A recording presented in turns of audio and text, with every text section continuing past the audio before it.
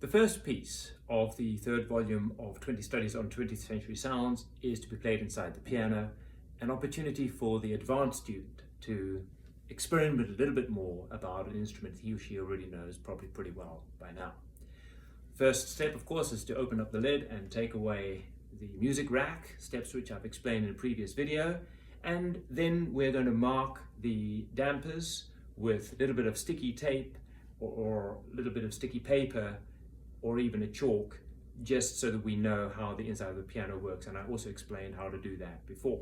For this particular piece, we're going to need everything from that bottom A flat up to this B flat. We have quite a few new and interesting extended techniques for inside the piano that the pianist gets to learn. And I'll go through these one by one. The first is how to actually play the string, and there are going to be two ways to do that. Firstly, just a reminder of how to play the string. This central area, there are 3 strings for every note. So you just go down and you touch on the right hand one with your right hand here, and then you pull it up like that. And if you're playing with the left hand, you touch on the left hand of the 3 strings and you pull it up. Remember, you can use quite a bit of force, because even when you pull it up quite forcefully, it's still going to sound pretty loud. And if you pull it up too softly, it only sounds like this, which you might not have heard.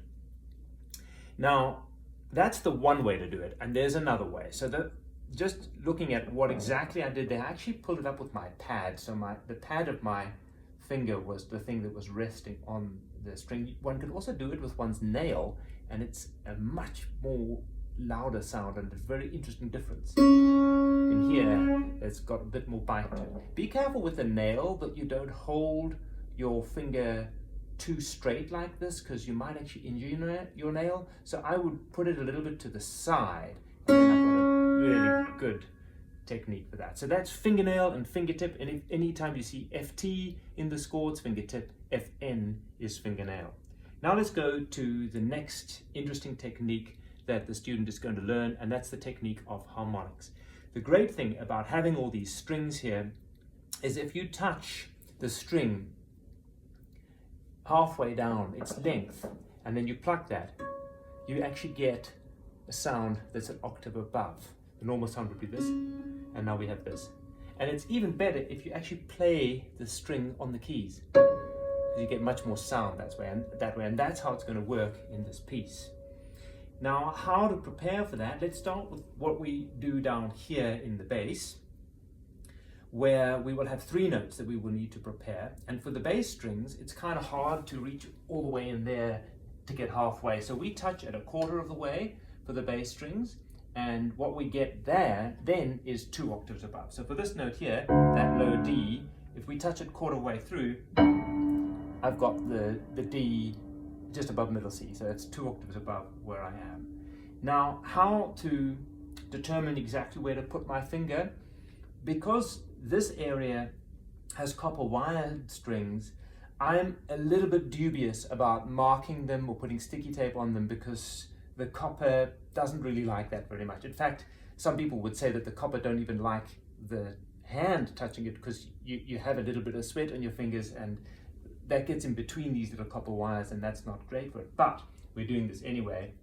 So I am not going to mark it, I'm going to memorize where it is. And for the D that I'm going to play here, I just memorize it by how it fits in this particular curve of my piano. So I get that one nicely. Now the other note that I need to memorize is the C, and I have to stick my finger right in there underneath this bar for that. And then I get the C that's 2 octaves above that. And the other one that I need to know is the A flat, and this I kind of have to guess. I got it right there, so it's just right in the middle of that. So those are the bass ones. Now the ones in the middle of the piano are a little bit easier. We're going to use octave harmonics, so we're going to touch the string in the middle, and because these are steel strings, I am not worried about marking them with chalk. So the first one that will come up will be the B flat, and for that I just need to go just above this bar here and play the B flat, and I played it the B flat below middle C, but I got it an octave above. How did I know where to do that? I just marked the chalk slightly below where the harmonic is going to sound, and that way I put my finger just above the chalk, so I'm not pushing my finger into the chalk all the time and gradually erasing the chalk. Okay. The next note that I need in the piece is the B, and then I also need the A just below that. This bar is a little bit irritating for me, but I kind of have to move over, back and forth over it. Then there's also an A flat below that. There, that's fine, got that one. Then there's a C above, and that's good. And then it keeps going up, and there's a D, there's an F, and a very high one, a B flat. You're probably thinking that these sounds are really very interesting because they sound really quite different from if I actually play those exact pitches on the piano. And so we have a sort of an otherworldly sense of sound here. Okay, there's one more extended technique to learn for the student inside the piano in this score, and that's the dampening technique. So I've been touching the strings midway through or quarter way through and getting harmonics. If you touch it at the very front here by this nut that joins everything up to these things, you actually get, instead of a harmonic, you just get a funny damping sound. So you still get that B sound that's above middle C, but it's got a very extraordinary kind of short quality, something that you can't get in any other way from this instrument. So it's a very special quality. It only happens once in this piece, and it's got a little cross sign when that happens, and so that's something to look forward to. Now the pupil is ready and set, and they are ready to play The Monk's Temptation.